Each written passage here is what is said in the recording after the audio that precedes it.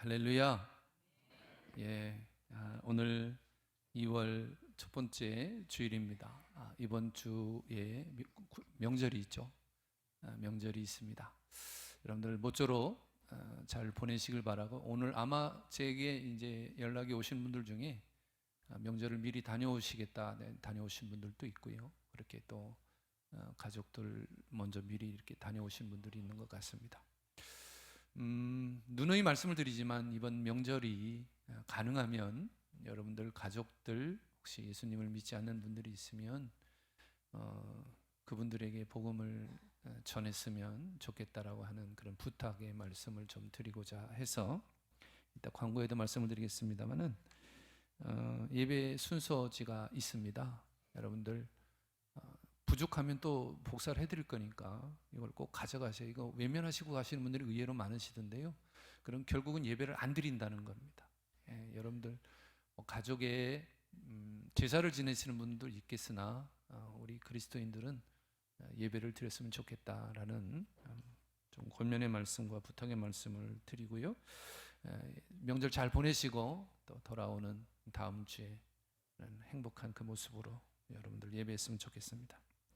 오늘 본문의 시작은 다윗이 하나님께 묻는 것으로 시작이 되는데, 이 다윗은 자신이 왕이 되었지만 아무것도 결정할 수 없는 그런 존재임을 먼저 알았어요.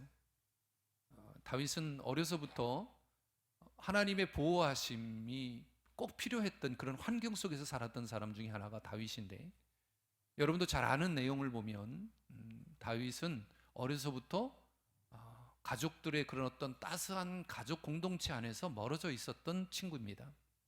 그것이 어떤 자신에 의해서 결정이 된 것은 아니겠습니다만은 바깥에서, 그것도 추운 지방에서 양떼를 지켜야만 하는 그런 일을 했던 어린 소년의 시대에 10대 시대인데요. 그 시대를 살면서 그 어려운 양을 지켜야 되는 삶을 살면서 얼마나 하나님 앞에 자신이 연약하고 부족한 존재인가를 알게 되었던 것이라고 저는 생각을 합니다. 다윗의 시편의 기도를 들어보면 자신이 얼마나 연약하고 부족한 존재이며 그 연약하고 부족한 존재를 하나님께서 들어 사용하시는가를 그 시편을 통해서 우리가 잘 볼 수 있는데, 다윗은 그렇게 어려서부터 양떼를 지켜야 하고, 여러분 그 사막의 그 초야에 혼자 그 양떼를 지키는 그 시간이 얼마나 고독하고 외롭고 두려웠겠습니까?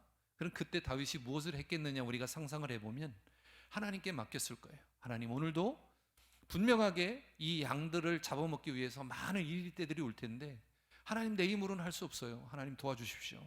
당신만이 하실 수 있습니다 라고 하는 그런 하나님과의 무한한 그런 대화가 분명히 있었을 거라고 저는 생각을 합니다.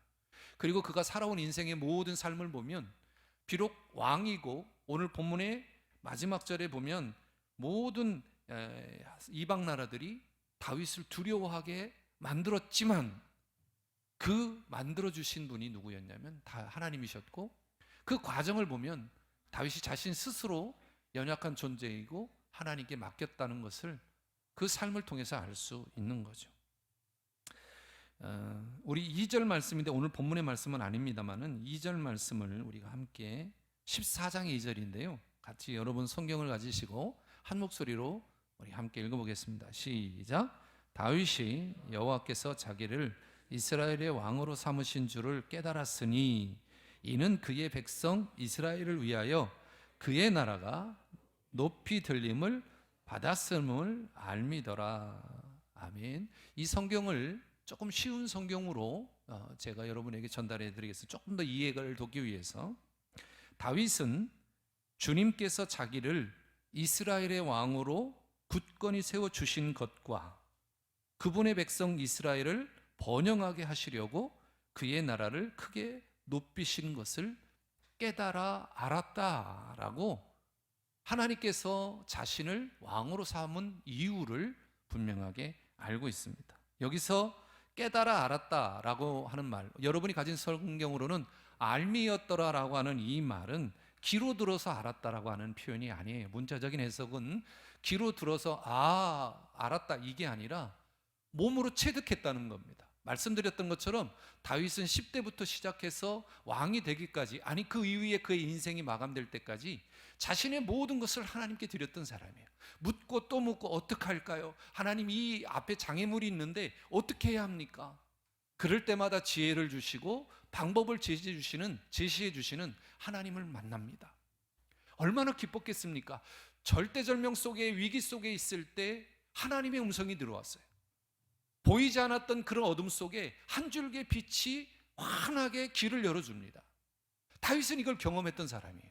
그렇기 때문에 깨달아 알았다, 알미였더라 라고 하는 이 말은 어떤 단순한 문제를 누구에겐가 전했을 때 그 답을 주는 것이 아니라, 내가 경험하신 하나님은 어떤 분인가, 내가 삶에서 체득되었던 하나님은 어떤 분인가, 이것이 우리들에게 요구되는 신앙의 고백입니다. 예수님께서 묻죠, 제자들에게.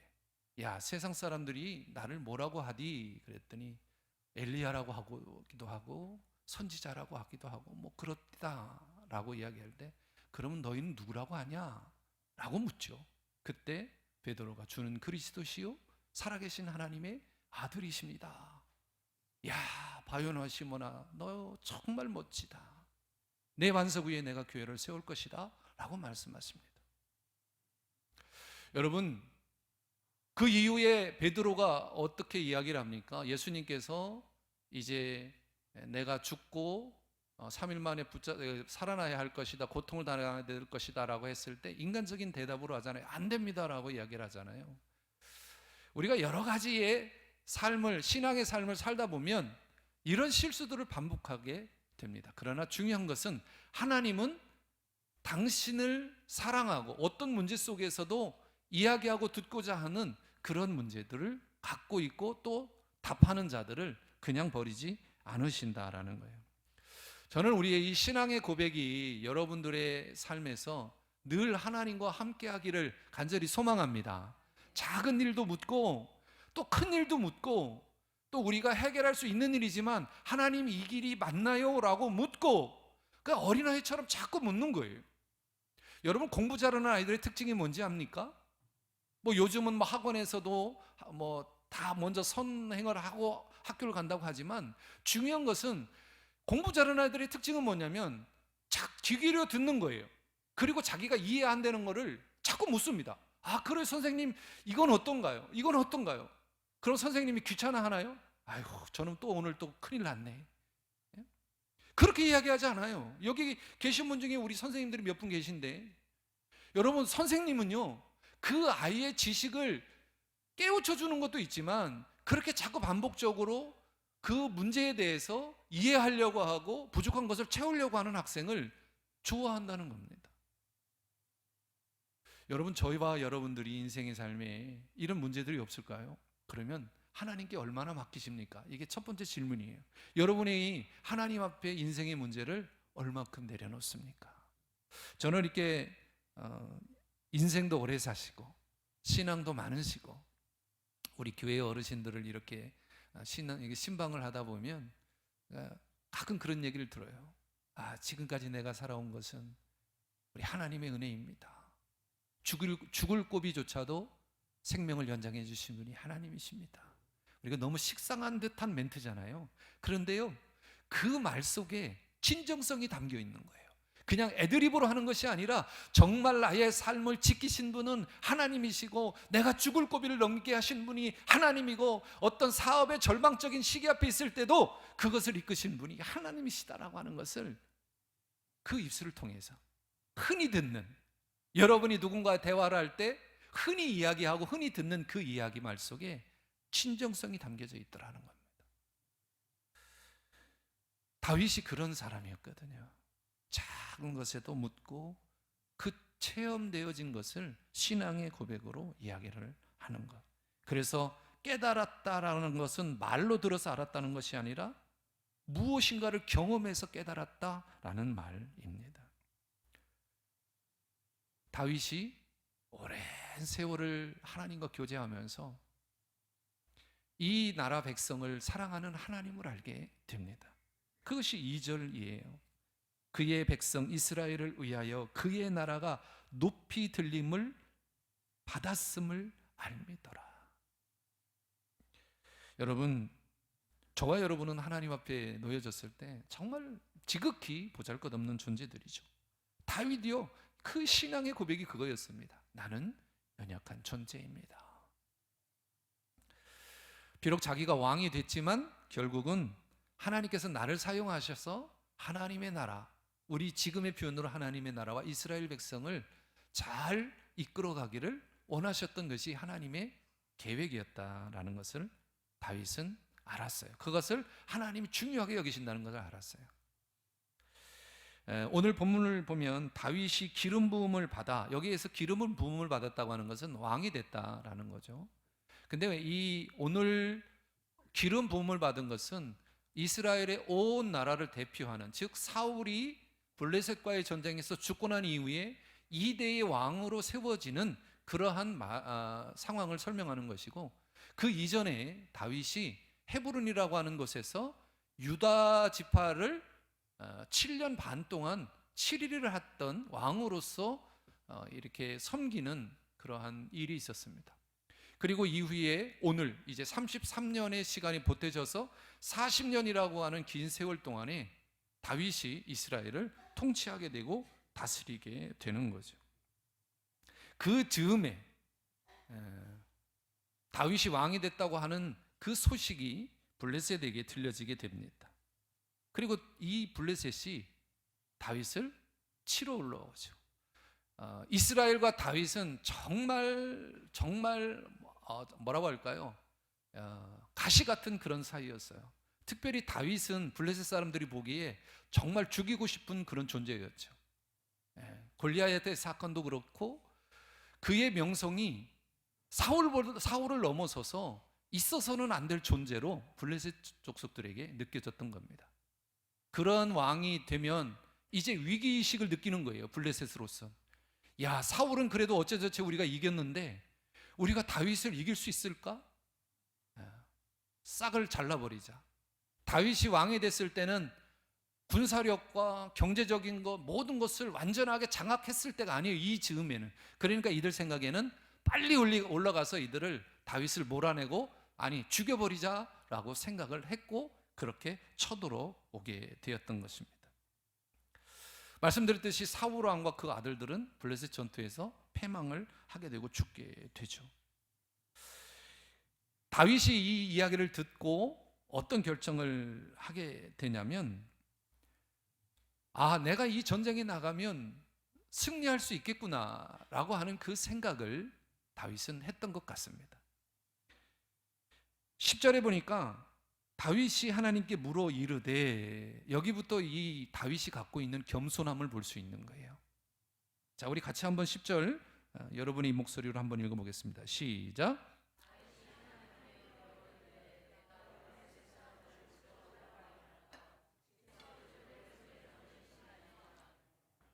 여호와께서 그에게 이르시되 올라가라, 내가 그들을 내 손으로 넘겨 주시라. 아멘. 앞에 거 한번 돌려주실래요? 앞에 문장으로. 자, 다윗이 하나님께 물어 이르되, 두 가지 선택을 합니다. 내가 블레셋 사람들을 치러 올라가겠습니까? 아니면 주님께서 그들을 내 손에 맡기시겠습니까? 라고 하는 이 두 가지를 묻습니다. 물론 다윗은 하나님께서 이 전쟁 안에 있음을 분명히 알고 있어요. 그런데 다윗은 어떤 상황 속에서도 경거망동하지 않는, 하나님께 의견을 묻는 아주 절대되어진 그런 왕으로 보여집니다. 내가 왕이 됐으니까 무슨 업적을 한번 보이고 싶을 거 아니에요. 그 대상이 블레셋일 수도 있어요. 그러나 다윗은 그렇게 하지 않아요. 하나님, 내가 올라갈까요? 아니면 하나님이 그들을 내 손에 넘겨주시겠습니까? 라고 묻는 겁니다. 여러분, 여러분의 인생에 이러한 어떤 문제 아니면 닥쳐있는 어떤 장애물이 있을 때 저는 이 다윗의 교훈을 받았으면 좋겠다. 이가 살았던 그 인생의 삶을 우리도 비슷하게라든지 아니면 그 삶을 뛰어넘는 그런 신앙의 모습을 가졌으면 좋겠다 생각을 합니다. 자, 여러분, 작년 혹은 1월 우리 인생의 삶을 보면 많은 우여곡절이 있어요. 뭐 저에게도 있고요, 여러분에게도 있습니다. 그런데 그 인생의 목적, 인생의 문제를 어떻게 해결할 것인가에 대한 분명한 이유는, 목적은, 또 그 과정은 다 다르다라는 겁니다. 여러분은 어떻게 하셨습니까? 아직도 그 문제가 있나요? 그럼 돌이켜보면 여러분들은 그 문제를 하나님께 맡기셨나요? 아니면 하나님 그냥 계세요, 내가 나가서 싸울게요, 하나님 그냥 안 도와주셔도 제가 이길 수 있습니다, 이렇게 했습니까? 우리 신앙인이니까 신앙으로 한번 그 부분을 한번 보자는 거예요. 여러분은 어떠세요? 아직도 그 어떤 문제들이 있어요. 있죠, 많죠. 해결되지 않아서 제가 여러분들이 낸 기도 제목을 보면 다 정말 안 된 부분들, 원하는 부분들이 있어요.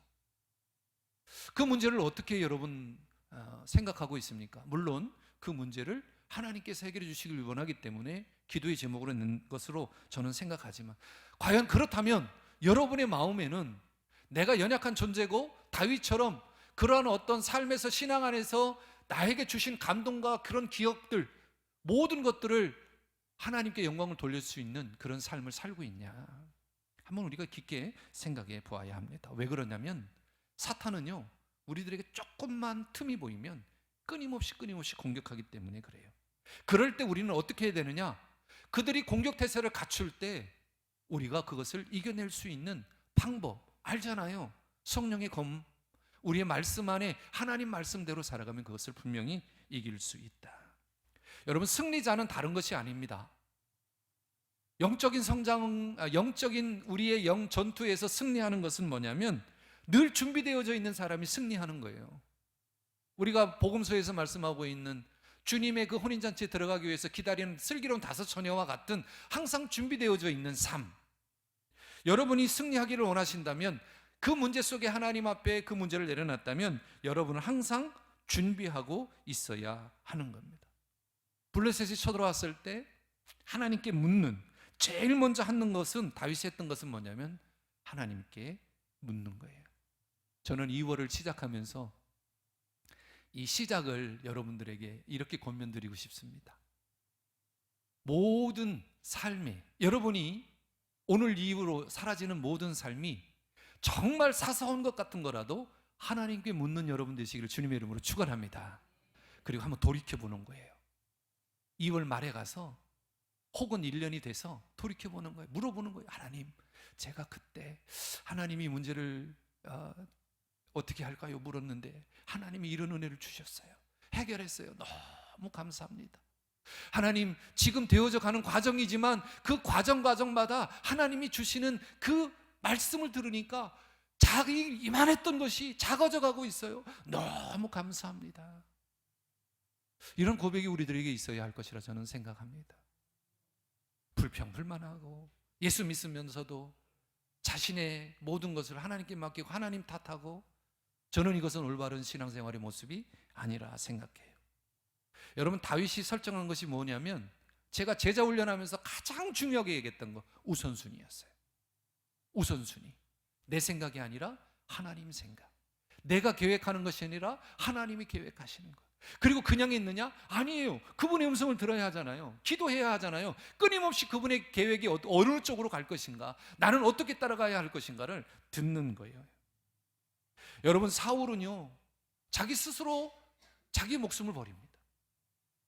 전쟁에 패해서 그 남은 백성들은 어떡하라고. 여러분, 사울과 다윗의 차이점은 뭔지 아십니까? 하나님께 묻느냐 안 묻느냐였어요. 여러분, 사울도요, 이스라엘 백성, 하나님의 나라를 위해서, 백성을 위해서 싸웠던 사람이에요. 그럼 하나님이 그 전쟁을 승리케 하셔야 됐죠. 그런데 블레셋에게 철저하게 패배하고 맙니다. 그런데 그 이후에 다윗의 전쟁에는 하나님이 깊이 개입하시죠. 왜 그렇죠? 묻는 거의 차이였어요. 그리고 그 전쟁은 누구에게 있다? 하나님의 손에 있다고 하는 것을 철저히 믿고 하나님께 맡기는 다윗과 사울은 철저하게 틀렸다는 거예요. 자, 우리에게 주시는 여기에서의 영적인 포인트, 기도하는 자는 승리한다. 여러분, 기도하고 승리하시길 주님의 이름으로 축원합니다. 여러분, 다윗은 하나님이 언제나 동행했던 사람이에요. 하나님과 동행하는 사람이에요. 그래서 하나님이 내 옆에 계시기 때문에 블레셋이 쳐들어와도 두렵지 않았어요. 왜요? 하나님이 함께 하시기 때문에 그렇습니다. 다윗이 묻잖아요. 10절에 내가 나가서 블레셋 사람을 치러 올라가리까? 하나님은 정확하게 이 기도에 응답을 하십니다. 그리고 그 전쟁의 승리를 말씀으로 주시죠. 여러분, 다윗은 먼저 영적인 전쟁에서도 승리를 했어요. 그것을 알기 때문에 그 기쁨으로 하나님께서 원하는 전쟁을 하게 됩니다. 오늘 본문에서 우리가 주의 깊게 들어야 될, 생각해야 될 지명이 하나 나옵니다. 바알부리심이라는 이 장소인데요, 이 바알부리심이라고 하는 것을 바알을 깨뜨렸다라는 뜻입니다. 이 말의 의미가 뭐냐? 블레셋하고 전쟁을 했는데 바알을 깨뜨렸다? 자, 이 말의 의미를 우리가 생각할 수 있는 것은 12절에 있어요. 블레셋 사람이 그들의 우상을 그곳에 버렸으므로 다윗이 명령하여 불에 사르니라. 그들도 전쟁이 나올 때는 자신들이 원하고 자신들의 목숨을 지켜준다라고 하는 그 우상을 갖고 왔을 거란 말이에요. 그런데 전쟁에 패했어요. 그리고 그들은 자신들이 신념의 대상으로 믿었던 우상을 버리고 도망가게 됐어요. 여기에서 우리가 얻을 수 있는 영적인 교훈은 뭡니까? 이 땅을 창조하신 하나님, 세상에 많은 신들이라고 지칭하는 것들이 있어요. 숭배 대상이 있어요. 그러나 하나님 외에는 그 어떤 신들도 존재하지 않는다라는 것을 우리에게 말씀하고 있습니다. 바알부리심, 바알을 깨뜨렸다. 전쟁에서는 블레셋을 이겼지만 그들이 믿고 있는 그 영적인 존재라고 믿고 있는 바알조차도 하나님께서는 그 전쟁을 통해서 깨트려 버렸다라는 겁니다. 그러니까 바알부리심이라고 하는 이전부터 있었던 것이 아니라 이 전투를 통해서 생겨진 말이기도 합니다. 이 전쟁에서 승리할 수 있었던 것은 반복되는 건데 하나님께 묻고 하나님께 약속을 받았기 때문에 그래요. 자, 그렇다면 우리는 끊임없이 도전해 오는 영적 전쟁 안에서 어떻게 해야 되느냐? 바로 기도하고 싸워야 한다. 제가 일부에는 그렇게 얘기했어요. 기도하면, 여러분들 눈을 딱 감고 나면 이 기도에 이렇게 훈련이 안 되신 분들은, 저도 그랬어요. 제가 경험을 했거든요. 참 부끄러운 이야기지만 신학을 하면서도 이게 기도하려고 눈을 감으면 오만 잡생각이 다 들어옵니다. 정말 생각지도 않았던 기도들이 막 들어와요. 예. 그러면 어떻게 하냐면 저는 방법이 두 개가 있었어요. 하나는 머리를 흔들어요. 예. 머리를 흔들면 어떻게 되냐면 잡생각이 흐트러지는 거예요. 그리고 하나는 눈을 뜨고 기도하는 거였습니다. 여러분, 우리는 기도할 때 항상 눈을 감고 하나님께 무릎 꿇고 기도하죠. 이게 우리의 자세입니다. 그런데요, 혹시 여러분들 기도하려고 눈을 감으면 안 되시는 분들이 있잖아요. 제가 팁을 하나 드릴게요. 그럴 때 눈을 번쩍 뜨십시오. 네, 번쩍 뜨고 기도하십시오. 어떤 분이 그래요. 목사님 정말 좋은 답을 줬대요. 일부 끝나고 내려가는 한 분이 그래요. 그게 뭐냐면, 목사님이 얘기했던 거 기도는 하고 싶은데 눈을 감으면 오만 잡생각이 다 든대요. 그러니까 그 잡생각 생각하다가 시간 보내서 기도는 안 하고 그냥 끝날 때는 하나님께 미안하니까 아멘하고 끝낸다는 거예요. 뭐가 아멘이에요? 그게 기도한 것도 아닌데. 그랬더니 그 고민이 있었던 거예요. 그래서 눈 뜨고 하십시오. 그렇다고 하나님이 당신을 뭐라고 하지 않아요. 여러분들도 혹시 기도하시는 중에 막 오만 잡생각이 들면 그럴 때 과감하게 눈을 딱 뜨고 기도하십시오. 그러면 기도할 수 있어요. 동의하시는 분이 아무도 없네. 우리 분들은 다 신실하신 분이신가 봐. 제가 팁을 드리는 거예요. 왜요? 저도 경험했던 사람이에요. 신학하려고 하나님께 모든 걸 드리겠습니다 하던 사람들도요, 그게 그런 거예요. 기도는요, 뭐 신학한 사람이라고 잘 되고 그렇지 않은 사람이라고 잘 되는 거냐? 안 그래요. 훈련이에요. 훈련을 통해서 되는 거예요. 여러분이 오늘 이 전쟁을 통해서 배워야 될 거, 싸우기 위해서 꼭 싸운다는 말이 이렇게 스트라이커를 이렇게 한다는 것이 아니라, 여러분이 영적인 문제 앞에 놓여 있을 때 먼저 기도하시면 그 기도할 때 들려주시는 하나님의 응답이 여러분에게 들려질 줄 믿습니다. 예. 비결 뭐라고요? 기도하는 거예요. 그러면 그 천재는 승리합니다. 오늘 본문은 아닙니다만 13절 이후에 보니까 재차 전쟁이, 블레셋 군대가 재차 이스라엘을 공격합니다. 그런데 다윗이 한 게 있어요. 13절 같이 한번 묵쓰겠습니다. 14절입니다. 시작. 다윗이 또 하나님께 묻자온데 하나님이 이르시되 마주 올라가지 말고 그들 뒤로 돌아가 뽕나무 숲을 맞은편에서 그들을 기습하라. 블레셋 군대가 다시 한번 올라왔어요. 그랬더니 다윗이 또 묻습니다. 습관적으로 하나님 어떻게 해야 합니까? 라고 했더니 이때는 뭐라고 이야기를 하냐면, 야, 마주 올라가지 말고, 이거는 정면으로 올라가지 말고 뒤로 돌아서 가라. 이걸 뭐예요? 기습해라. 내복에 있다가 기습해라 라고 이야기를 합니다. 근데 중요한 말이 있어요. 15절 제가 읽어드릴게요. 눈으로 여러분 따라오시면 됩니다. 뽕나무 꼭대기에서 걸음 걷는 소리가 들리거든 곧 나가 싸우라. 너보다 하나님이 앞서 나가서 블레셋 사람들의 군대를 치시라 하시니라. 여기에서는 아멘. 이 말은 뭐예요? 너희들은 매복하고 있어. 그런데 발자국 소리가 들리면 그때 나와서 쳐. 근데 그 발자국이 누구 발자국이에요? 블레셋 군사 발자국이 아니고, 다윗 군사들의 발자국이 아니고, 누구의 군세? 하나님의 군사의 발자국이래요. 여러분, 하나님은 이런 분이라는 거예요. 여러분, 하나님은 우리의 형편과 여건을 다 아시는 분이에요. 그래서 그 전쟁의 계획도 내가 아니라 하나님이 세우시는 거예요. 그래서 물어야 하는 겁니다. 여러분, 얼마나 기뻐요. 내 문제 앞에 하나님이 먼저 나가셔서 그 문제를 해결하시고, 그 문제의 해결 앞에 우리가 또 다시 하나님의 힘을 얻어서 싸우고 승리하는 그 기쁨. 여러분, 하나님은 우리가 기도할 때 이 방법도 주시고 이 방법도 주시고 더 좋은 것으로도 주시고 또 다른 방법으로도 주시는 하나님의 기도의 응답을 들을 수 있습니다. 바로 그래, 내가 해줄게. 아니야, 그거는 아니야. 조금만 기다려. 더 다른 방법으로 주시지 않습니까? 우리 제자 훈련하신 분들은 이 5가지의 방법을 잘 아실 겁니다. 그런데 우리는 즉흥적인 걸 좋아해요. 하나님 예스 아니면 노예요. 예스 아니면 노. 왜 기다리지 못해요? 조급함 때문에 그래요. 하나님의 방법을 들을 준비가 안 돼 있어요. 아니, 듣질 못해서 그래요.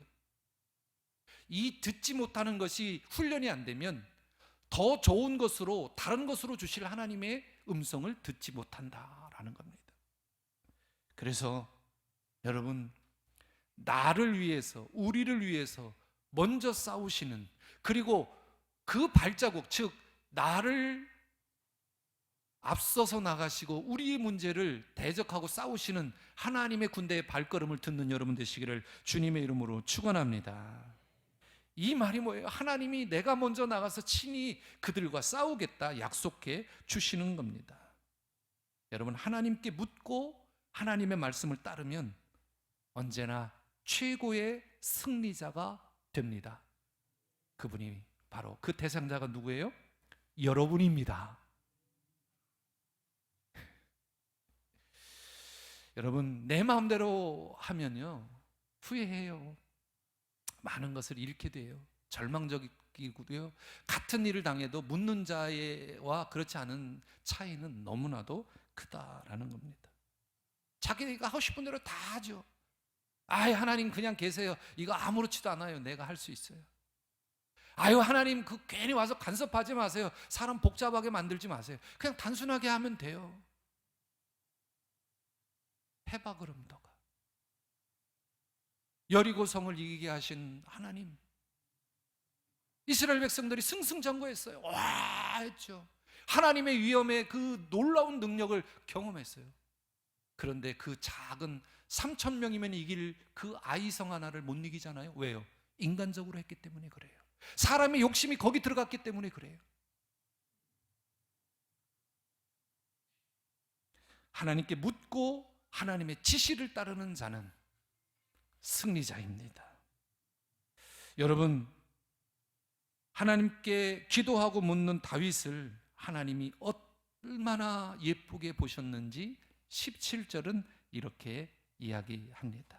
다윗의 명성이 온 세상에 퍼졌고 여호와께서 모든 이방 민족을 으로 그를 두려워하게 하셨더라. 자, 이 말을 바꾸어서 여러분의 명성이 온 세상에 퍼졌고 여호와께서 모든 사람들로 여러분을 두려워하게 하셨다. 물론 영적으로 말씀하는 겁니다. 여기서 두렵다는 것은 뭐냐? 우리가 그리스도인으로서 살아가는데 부끄러움이 없는 그 상태를 보는 것. 여러분, 예수 믿는 거 쉽지 않아요. 많은 요구가 있어요. 세상의 기준은요, 예수를 믿는 사람들을요 이만큼 높이 올려놔요. 왜 그래요? 첫째는 그만큼 이 사람들은 이만큼 하나님을 믿는 사람들이기 때문에 이만큼의 어떤 도덕적이고 윤리적이고 이런 것들을 살아야 되라고 이야기를 하고 있어요. 두 번째, 왜 그렇게 높이 놓고 있느냐? 쉬운 말로 잘못하면 까기 쉬워서. 여러분, 두 번째가 더 다가오지 않으세요? 그런데 여러분, 그거에 절망하지 마세요.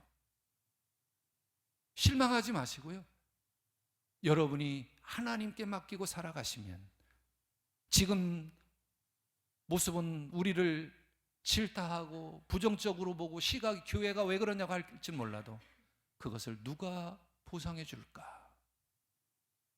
우리 주님께서 우리를 불쌍히 여기시고 우리를 바라보는 그 삶이 세상 사람들에게 눈에 비춰졌던 그 잘못된 시각으로 보여졌던 것들이 다시 그렇게 살지 않는구나, 또 예수쟁이들은 정말 행복한 자들이구나 라고 우리의 삶을 통해서 바꾸어 놓으신다라는 겁니다. 그래서 예수 믿을 때 잘 믿어야 돼요. 대충 믿으면 안 돼요. 대충 믿으면. 저는 여러분에게 권면하고 싶어요. 예수를 대충 믿으면 안 돼요. 여러분의 생명의 주인이신 예수 그리스도가 우리를 위해서 죽으셨잖아요. 물론 부활하셨지만 하나님은 당신을 그렇게 사랑하고 있다라는 겁니다. 여러분, 믿음이 없는 사람에게는 이 기도가 무능해 보일지 몰라요. 그러나 믿음이 있는 사람은 기도가 가장 강력한 무기이고 가장 확실한 보험입니다. 여러분, 그 보험에 들지 않으시렵니까? 여러분, 하나님의 지시를 따르면 반드시 승리합니다. 하나님의 지시를 듣는 방법은 뭐라고요? 따라합시다. 기도입니다. 무슨 일을 할 때 가장 먼저 충분하게 기도하시고 하나님의 뜻이 명확해지면 그때서 움직이십시오. 그러면 하나님이 여러분을 지켜주실 것이고 반드시 승리하게 만들어 주실 겁니다. 2월 한 달 이 승리가 여러분의 있기를 주님의 이름으로 축원합니다. 힘들 때도 기도하시고 기쁠 때도 기도하시고 문제 앞에서도 기도하시고 하나님의 능력을 구하시면서 날마다 행복하신 여러분이 되시기를 주님의 이름으로 다시 한번 축원합니다.